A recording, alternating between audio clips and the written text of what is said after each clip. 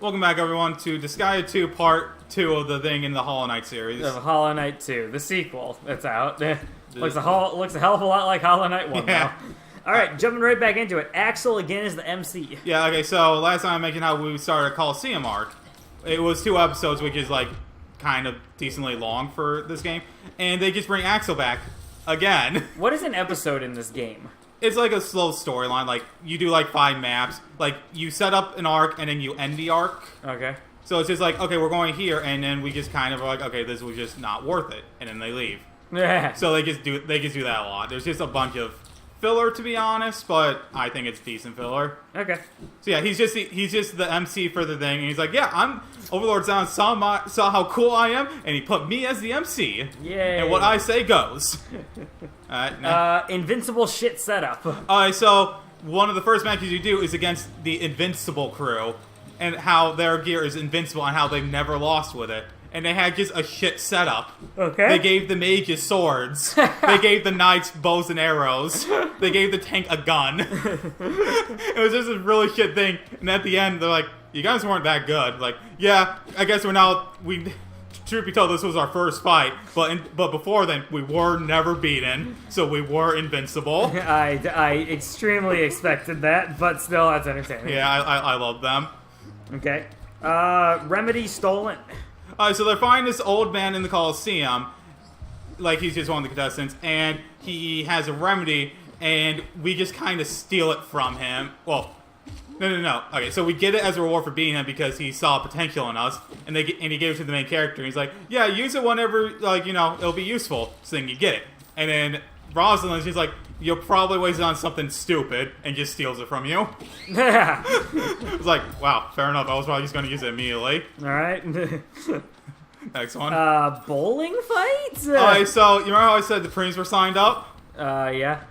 Their fight consisted of me doing one action. Yeah. If you throw a Prinny, they blow up. Yeah. And they can cause... Prinnies are the penguins, right? Yeah, they're the cute penguins. They have the souls of humans who couldn't be reborn, so they had to work to pay off their sins. Oh. It's a little fucked up, and I enjoy that. Do they get to be reborn after that? Yeah. Okay. They had to pay... They go into that in the first game, where, like, they had to pay this... They had to go and, go to a Red Moon and pay for their sins, and then they get to be reincarnated. Okay. So...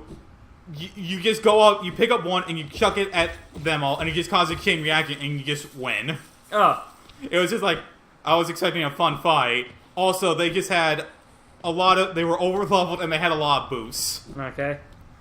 And they were just like, and the chick that owns them was just like, wow, I'm gonna fucking beat you all tonight. Aww. Poor little penguins. Yeah. I mean, on one hand, I feel bad because they're penguins. On the other hand, I don't because they're sinners. Yeah, some of them pay off their sins in heaven, so that's neat. Huh. But don't expect too much from Twist, right, Steve? So in between the chapter, they introduce a ninja, and they have to fight. Is he playing Fortnite? Yes. Okay, good. Yeah, they introduce a ninja who's playing Fortnite, and they get attacked by an evil, sinister ninja who has the same model but is slightly dark tinted. Who's also playing Fortnite. Yeah. So they're like, okay, why did you just fucking attack us? Even though it's kind of obvious they're not the same person. And in between them, the news anchor is just like, yeah, don't expect much from this plot twist. Okay. Why are you going back down again, Steve? Because I couldn't go through the door. Oh, okay, so you gotta wrap around. Yeah, I had to wrap around. Okay. I thought I could just go this way because I wanted to fight the mantises, but I guess that's just not happening. No one don't expect much from this plot twist. Yeah, they just straight up say that. I'm like, okay, I won't. Right. Okay.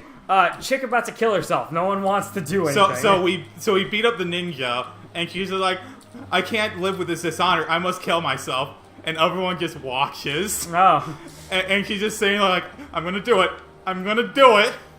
And I was like, okay, like, someone should probably talk to her. And the maker's like, fine, I'll do it. Hey, like, you can join us, I guess. So then she joins you, and is an alright party member until, like, I stop leveling her up. Okay. And that's her entire thing. Alright, Axel fight, ... Okay, so Axel is like at the end like, oh, it's time for the final point of the Coliseum. It's me. I've already beaten you up 4 fucking times. Yeah, but this time it'll be different. You then beat him up. Okay. What does it say next? Recording failure. Yeah, so he has the entire thing recorded. He's like, oh well, whatever. I'm sure I looked at least cool. and they have a zombie cameraman, and he forgot to hit record. Fuck. Why is he a zombie? Because they're demons. Fuck, yeah. It's just the thing. Okay. Oh, hold on a second. Aha, coming for rare items, have you? Well, hands off. This collection is mine, and I won't be selling to grubby little wanderers. Still, I imagine you come across many interesting things in your travels. Maybe you care to part with some. I'd offer a fair trade for each. Yeah, so I can just sell this shit. Which I don't think matters anywhere else. A wanderer's journal, eh? Though they're common finds among the kingdom, I much enjoy the deciphering of their text.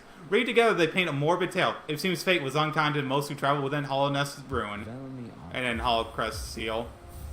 Like, are those good at all, or is their only purpose to sell? I think their only purpose is to sell. Okay. If they come into play later, like, I'm fucked. Yeah. A Hollow Knight seal, eh? Very interesting, this. Do you know the kingdom's 5 great knights? The revered figures of Hollow Nest, often mentioned in the annals of the kingdom, but only as a group. Both their names and appearance seem to have been expunged from history.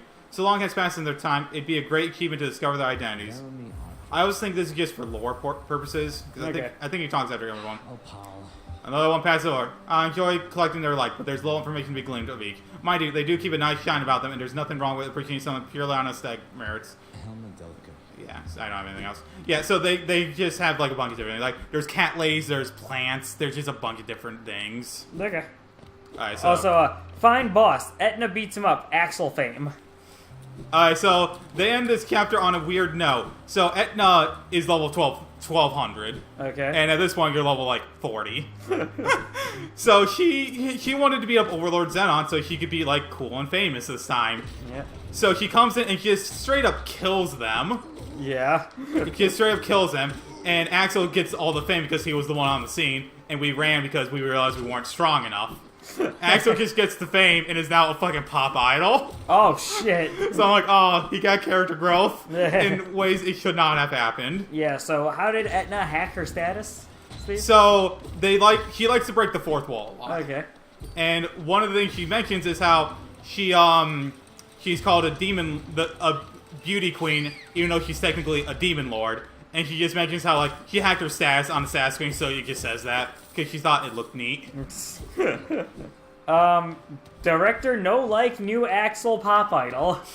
The director has a bit of a crisis in the story at this point, where he feels like Axel has lost his groove. Oh, fuck.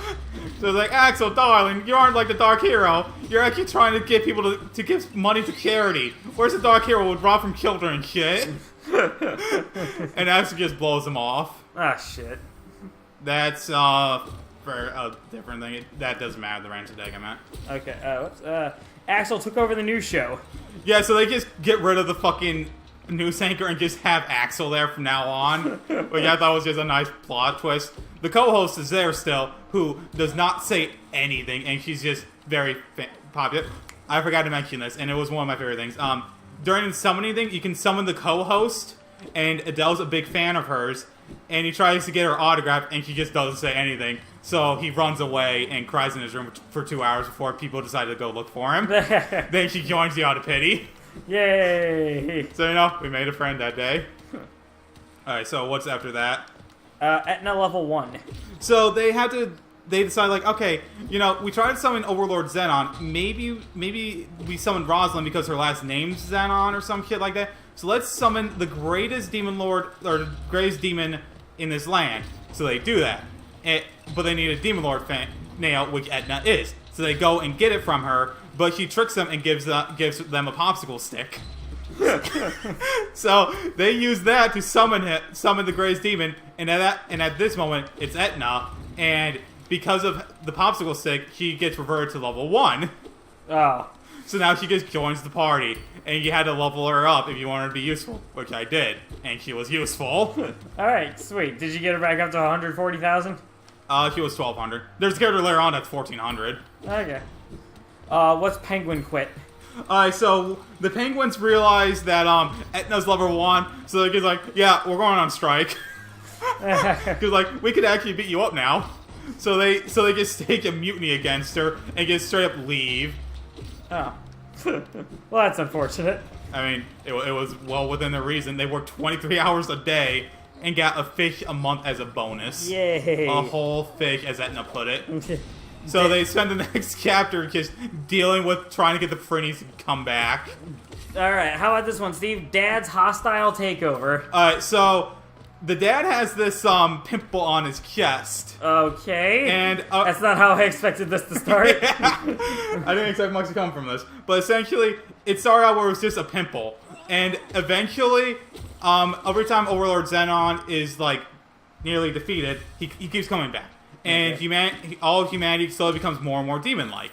And in the dad's case, his pimple grew a personality. Ooh. And started talking about how he really wanted to sex up the wife. Oh, okay. So that got a little weird. And eventually he got to the point where the pimple took over and the dad was stuck in the pimple. What the fuck? It makes sense if you don't really care. Okay. Well, then I guess that was just a weird plot line for the dad. And that was like the only character growth he ever had in the fucking game. That he was taken over by a pimple. Yeah. Wow. Alright. Twist was not good. The twist was that the one that looked like the sister was actually just her older brother who used ninjutsu to disguise himself as her. It was not good. Okay. That was it. And he led a revolt against Etna with the Prinnies. Okay. So that was how they brought it all back together there. First MC kills a guy and fucks up. Say that again? First MC kills a guy and fucks up. Oh, yeah. Okay, so I'm just going to have to go over the category. So they had to use the remedy on the main character. No, wait, they used the remedy already. They had to try and heal the guy they literally just beat up because it's the one person's brother. And like, yeah, we'll revive him, but we had to go to the shrine to get weeds to heal him. Okay. So we do. And near the end, we find the first main character who's come back for Etna because he owns her technically. Okay. And he kind of just ate all the weeds, so he kind of just killed the guy. Great. And he's level 1400. So, that was just another fight you're supposed to lose. That's the thing about this game. You're supposed to just lose a fair amount of fights just because of the plot. Okay. So he just straight up does that, and then he breaks the seal on Rosalind, which causes an evil, darker self to come out, and it almost kills him. Fuck. And then, I'm pretty sure the next line says it. Bitch slap saved the day. Yeah, so Adele just big slaps her, and that causes her to awaken from her trance. Oh. So, say, bitch, snap out of it. Yeah. I love you, or some shit, I don't know. But yeah, it was just the thing that's how they resolved that whole thing. Alright. Everyone now knows Boss's location? So, Axel just kind of mentions on television, like, yeah, Overlord Xenon lives at, gate, the way they go between worlds is gates, and they're like, yeah, gate H3666. Okay. Like 3 6s. Like, okay, you're creative. Pretty obvious one. But okay, so now we don't want to care. He just mentions more. So I'll leave on for a bit. So yeah, just go with the next one. Axel lost his groove. Director helps. Axel lost his groove. Director helps. Yeah. So the director hacks a TV studio to try and talk to Axel and gets his family to try and convince him to be a bad guy again. Like, come on, Axel. Remember when you'd say fuck the rules and just do whatever the fuck you wanted? So he's like, oh man, I gotta do it. I'm gonna go kill Overlord Xenon right now. And then, that ties in with the rest of the story. Axel helped tours. Yeah, so Axel, his plan is to set up tours for people trying to come and kill Overlord Xenon so they can go kill him for him.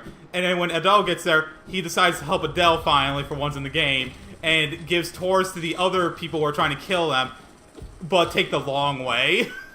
What? Like, he knows where Overlord Xenon is, and he's just giving people tours of the castle and making them go the long way to him, so Adele can just do it himself. Oh, okay. True form? Okay, so I think this is pretty much the final boss, but Overlord Xenon turned into... He looks like kind of a 40-year-old buff dude. Yeah. And his true form is just him having 3 dragon heads and his face on, like, what I can describe as a submarine. That's the best way to play it. And this is the final boss. It was... I almost lost because I didn't understand one of the things about him is that he could fly. Oh, there's another dimension of movement. I mean, yeah, I know flying enemies. It's just I didn't think he could actually fly, and most of my strategy was based on cornering him and having him only attack my tough people. Okay, that's very useful. So I just beat him. Is just the thing, and it was very close. All right, nice frog. That's frog. Something about the frog, Steven. What did pervert frog do at the end of all this? I think the thing is at this what's the one after? Friends. Okay, so yeah, I think I remember it now. So at this point, we beat Overlord Xenon, and it turns out he's not Overlord Xenon. Fuck. And it turns out that Rosalind is actually Overlord Xenon. What? And in a fucking stupid twist, I'll fucking say that right here now, Rosalind was Overlord Xenon, and the fake Overlord Xenon kidnapped her, erased her memories, and raised her so that way she'd feel internally bored from just living that life. So that way he'd win because he could never beat her one-on-one. Oh. Yeah, so, wait, her plan was to get her so bored she committed suicide? No, because she lived a dull life. Oh. I don't get the plan. Yeah, why not? Why does it need to be a dull life? Why not just have her live a different life? Why not just, you kill her? Because, I don't know, hoax. Yeah, so anyway, so at this point, they break the seal, which is the thing keeping Overlord Xenon, the real one, in check. Mm-hmm. So at this point, you can, it gets awakened, and the best way to put it is they have this kind of cheesy love speech about, like, yeah, friendship and all will win it all. And it's like, yeah, I'm your best friend. I'm the frog. It's like, fuck you, frog. And Adele gives this kind of like speaking like, don't worry, all your friends are here. And Etna too, I guess. So yeah. And then they eventually get able to convince her to like go back to being normal. Is that what another twist is? Oh, that was the other twist with just he was Overlord Xenon. Okay, well then it looks like we have run out of points to talk about with Disgaea too. So I'll just go over two last things. Yeah. So there's a lot of plot that they just don't tell you unless you do a lot of extra stuff, which I'm currently trying to do slowly. Like, and at the end, there's you know how you save everyone from being demons and they'll go back to being humans is the plot of it, and they do that. Yeah. The sister just is like, yeah, I want to be a demon again, and just does. She just enjoyed being a demon. That was her thing. She was really into it. Yeah, she wanted to be a powerful demon. Oh. So that was his thing. That's fucked up. You can just choose to become a demon? Yeah. Oh. Yeah, and then like that's pretty much the main thing. There's two alternate bad endings you can get based on how many felonies you have. One of them, you just turn completely evil and you eat your brother and sister. Oh. At least in the Japanese version, that's what it sounds like. So that's fucking riveting. Extreme. And finally, what I'm currently in the middle of is there's a side mode where you get to play as Axel. Oh, and you get to deal with his rise to stardom, and it's just fucking...